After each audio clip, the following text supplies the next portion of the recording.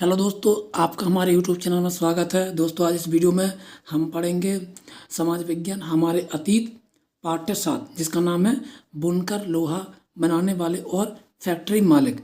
तो आपको क्या करना है, इस वीडियो को अंत तक देखना है और यदि वीडियो अच्छा लगता है तब लाइक करके जरूर जाना है और जो भी इस चैनल पर न्यू है उन्हें सब्सक्राइब जरूर करना है। तो आइए चलते हैं हमारे पाठ की तरफ। क्या कहा गया है इस अध्याय में? हम कपड़ा और लोहा व इस्पात उद्योग इन दो उद्योगों का विशेष अध्ययन करते हुए देखेंगे कि ब्रिटिश शासन के अंतर्गत भारतीय कारीगरी और उद्योगों की दशा क्या थी। आधुनिक विश्व में औद्योगिक क्रांति की दृष्टि से ये दोनों ही उद्योग बहुत महत्वपूर्ण थे। सूती कपड़े के मशीनी उत्पादन ने ही 19वीं सदी में ब्रिटेन को दुनिया का सबसे प्रमुख औद्योगिक राष्ट्र बना दिया था। 1850 के दशक से जब ब्रिटेन का लोहा और इस्पात उद्योग भी पनपने लगा तो ब्रिटेन ने दुनिया का कारखाना कहलाने लगा।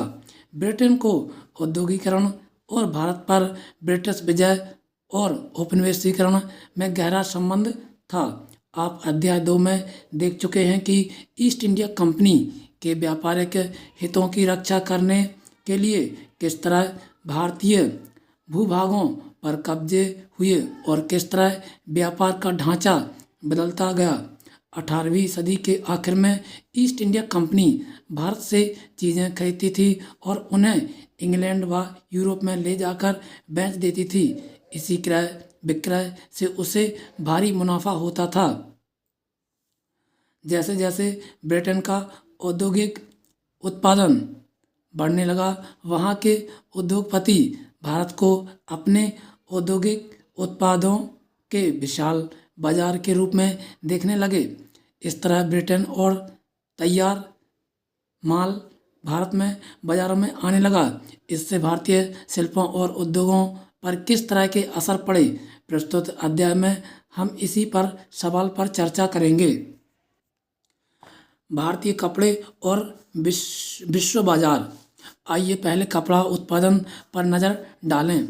बंगाल पर अंग्रेजों की विजय से पहले 1750 के आसपास भारत पूरी दुनिया में कपड़ा उत्पादन के क्षेत्र में औरों से कोसों आगे था। भारतीय कपड़े लंबे समय से अपनी गुणवत्ता और बारीक कारीगरी के लिए दुनिया भर में मशहूर थे।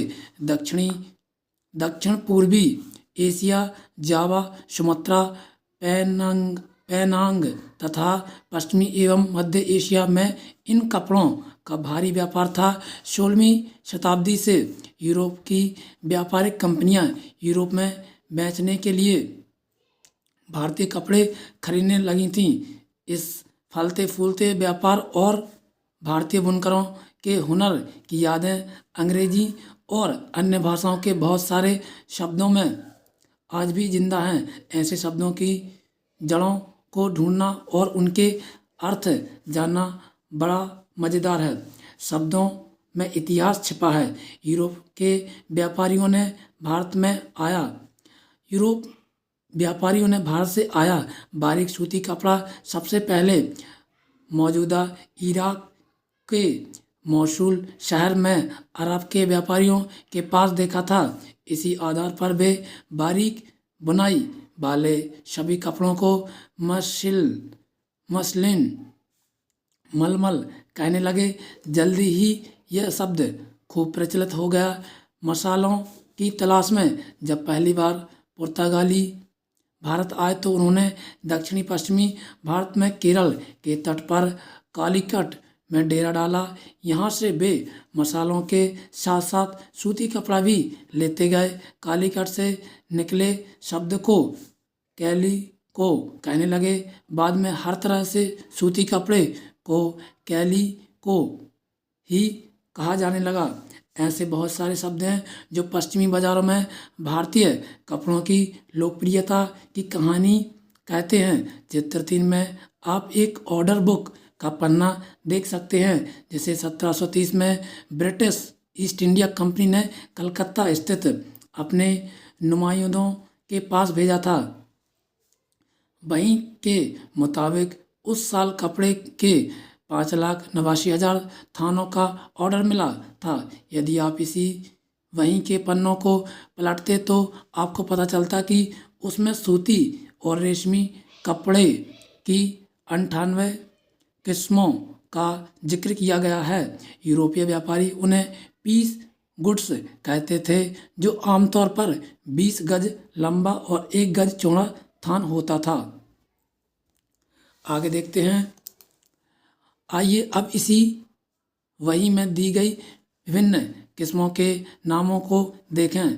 थोक में जिन कपड़ों का ऑर्डर दिया गया था उनमें छापेदार सूती कपड़े भी शामिल थे। उन्हें भी व्यापारी सिटंज, कोशा या खस्सा और वंडाना कहते थे। क्या आप जानते हैं कि अंग्रेजी का सिटंज शब्द कहाँ से आया है? जी हाँ, यह हिंदी के छींट शब्द से निकला है। हमारे यहाँ छींट रंगीन फूल पत्तियों वाले छोटे छापे के कपड़े को कहा जाता है। 1680 के दशक तक इंग्लैंड और यूरोप में छापेदार भारतीय सूती कपड़े की जबरदस्त मांग पैदा हो चुकी थी। आकर्षक फूल पत्तियों, बारीक रेशों और सस्ती कीमत की वजह से भारतीय कपड़े का एक अलग ही रुतबा था। इंग्लैंड के रईस ही नहीं बल्कि खुद महारानी भी भारतीय कपड़ों से बने परिधान पहनती थीं। वंडाना शब्द का इस्तेमाल गले या सिर पहनने वाले चटक रंग के छापेदार गुलू बंद के लिए किया जाता है।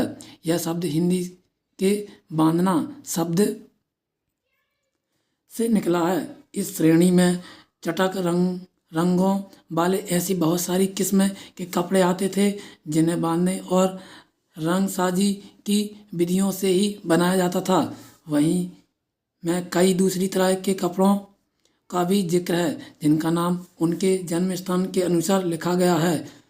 कासिम बाजार, पटना, कलकत्ता, उड़ीसा, चारपुर आदि। इन शब्दों के व्यापक प्रयोग से पता चलता है कि दुनिया के विभिन्न भागों में भारतीय कपड़े कितने मशहूर हो चुके थे। तो दोस्तों आज के वीडियो में इतना ही। आपको ये वीडियो कैसा लगा आपको कमेंट बॉक्स में जरूर बताना। यदि अच्छा लगा तो लाइक करके जरूर जाए और जो भी इस चैनल पर न्यू है सब्सक्राइब जरूर करना है। तब तक के लिए थैंक यू दोस्तों।